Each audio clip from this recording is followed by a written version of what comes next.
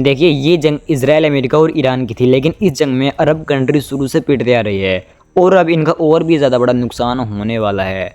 दरअसल जैसा कि आपको इस जंग का पैटर्न का पता होगा कि इजराइल, अमेरिका ईरान की जिस चीज़ को टारगेट करते हैं, जहाँ कहीं भी ईरान के किसी भी चीज़ पर हमले करते हैं तो ईरान भी बदले में मिडिल ईस्ट की उसी चीज़ पर हमले करते हैं। जब इजराइल, अमेरिका ने ईरान की न्यूक्लियर साइट पर हमला किया तो ईरान ने भी बदले में इजराइल की डिमोना न्यूक्लियर साइट पर हमला किया। और जब इन्होंने ईरान के पावर प्लांट पर हमला किया तो ईरान ने भी खाड़ी के एक देश के पावर प्लांट्स और डिसैलिनेशन प्लांट के ऊपर हमला किया। और अब जिस तरीके से अमेरिका ने ईरान के पुलों पर हमला किया है, जैसे कि आपने अगर कल की रिपोर्ट देखी है तो आपको पता होगा कि कल अमेरिका और इजराइल ने ईरान के तकरीबन 3 पुलों पर हमला करके उनको नष्ट कर दिया, उनको बीच में से पूरी तरह तोड़ दिया। और ईरान के वे पुल एक राज्य को दूसरे राज्य से जोड़ने के काम करते थे। हालांकि जब ईरान के उन पुलों पर हमला हुआ था तो अब्बास अराक्ची का बयान आया था कि जिस तरीके से अमेरिका हमारे पुलों पर हमले कर रहा है, हमारे सिविलियंस इलाकों पर हमले कर रहा है, इंफ्रास्ट्रक्चर पर हमले कर रहा है, उस हिसाब से बिल्कुल साफ दिखाई देता है कि ये अमेरिका की हार है। अमेरिका पूरी तरह बौखला रहा है और इस तरीके से हमले करके अमेरिका हमें सरेंडर करने पर मजबूर नहीं कर सकता। हम अपने इन बुनियादी ढांचों को पहले से और ज़्यादा मजबूत बनाएंगे। लेकिन अब ईरान ने एक लिस्ट जारी की है जिसमें मिडल ईस्ट के तकरीबन 8 पुलों को निशाना बनाने के बाद ईरान ने कही है कि ये 8 पुल है, हम इनको निशाना बनाएंगे। देखिए, ईरान ने जिन 8 पुलों को निशाना बनाने की बात की है वे आपके सामने। सबसे पहला ब्रिज कुवैत के अंदर है, दूसरा यूएई के अंदर है, तीसरा भी यूएई के अंदर है, चौथा भी यूएई के अंदर है और ये जो 5वां ब्रिज है ये सऊदी अरबिया और बहरीन को एक दूसरे से जोड़ता है। और छठा ये जॉर्डन के अंदर है, 7वां भी जॉर्डन के अंदर है और 8वां भी जॉर्डन के अंदर है। यानी कि ये 8 ब्रिज है और यकीन मानना ईरान इन ब्रिजों पर बहुत ही आसानी से हमले कर सकता है, क्योंकि इनके पास कोई इंटरसेप्टर नहीं है कि यहाँ ब्रिजों पर अगर हमले होने लगे तो कोई इंटरसेप्टर इन ब्रिजों को बचा लेगा।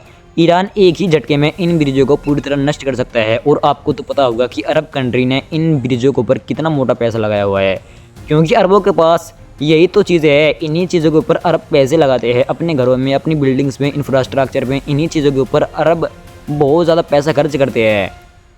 और अगर ईरान ने इन पर हमले करने शुरू कर दिए तो ये अरबों के लिए अब बहुत बड़ी मुश्किल खड़ी हो जाएगी। और यकीन मानना ईरान इनमें से किसी न किसी पुल को ज़रूर निशाना बनाएगा, क्योंकि ईरान ने अब तक अपने हर हमले का जवाब दिया है। और ईरान की जिस चीज़ को भी टारगेट किया गया, ईरान ने बदले में खाड़ी के देशों के और इसराइल के उन्हीं देशों को टारगेट किया है। उधर जैसे कि आप में से अक्सर लोगों को पता होगा कि ईरान ने अभी 1-2 दिन पहले धमकी दी थी अमेरिका की तमाम टेक कंपनियों को। तकरीबन 18 टेक कंपनियों का नाम लेकर ईरान ने धमकी दी थी कि इनके पास जितने भी आम सिविलियंस है वे वहाँ से दूर हो जाए और अब हम इनको भी टारगेट करेंगे, ये भी हमारे निशाने पर हो गए। और अपनी उसी धमकी के तहत ईरान ने ओरेकल और अमेजोन के ऊपर हमला किया। इसके बाद दुबई के डेटा सेंटर को भी पूरी तरह उड़ा दिया।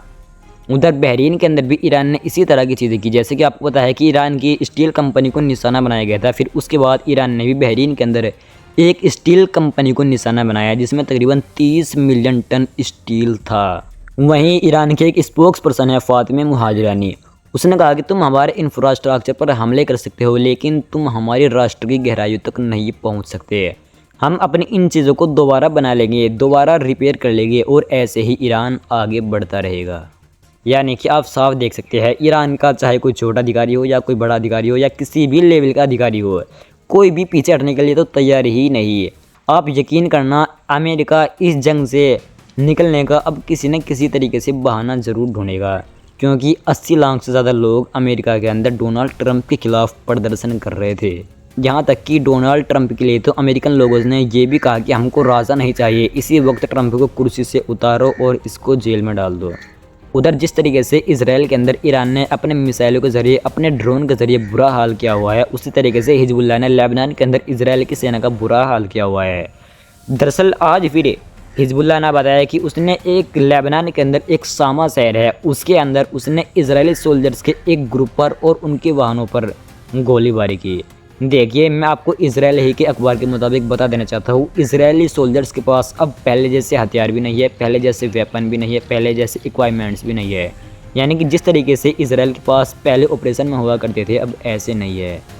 और इसके अलावा इसराइल के पास सेना की भी बहुत ज़्यादा कमी है। आपको पता होगा कि खुद इसराइल के जो चीफ है ज़ामिर, उन्होंने ये चीज़ बताई थी कि हमारे पास सेना की इतनी ज़्यादा कमी है, हमारी सेना ऑटोमेटिक कोलैप्स कर सकती है। और जिस तरीके से हिजबुल्लाह लेबनान के अंदर इजरायली सोल्जर्स को मार रहा है, उस हिसाब से अगर इसराइल अपनी मीडिया को सेंसर ना करे तो इसराइल के अंदर बहुत बड़े बड़े प्रदर्शन होने लगेंगे और खुद इजरायली लोग अपने बच्चों को अपनी सेना में नहीं भेजेंगे। इसीलिए बेंजामिन नेतन्याहू ने अपने देश के अंदर मीडिया को सेंसर किया हुआ है और बहुत ही कम अपने सोल्जर्स की मौत की संख्या को दिखाता है।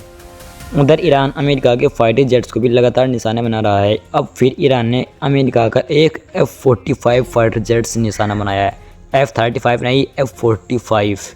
पूरी दुनिया में अमेरिका अपने जहाज़ों का डंका बजाता है, लेकिन इजराइल, अमेरिका और ईरान की इस वॉर में पूरी दुनिया को देखने को मिल गया है कि सुपर पावर कौन है और जिल्लत किसकी हो रही है और इज़्ज़त किसी मिल रही है।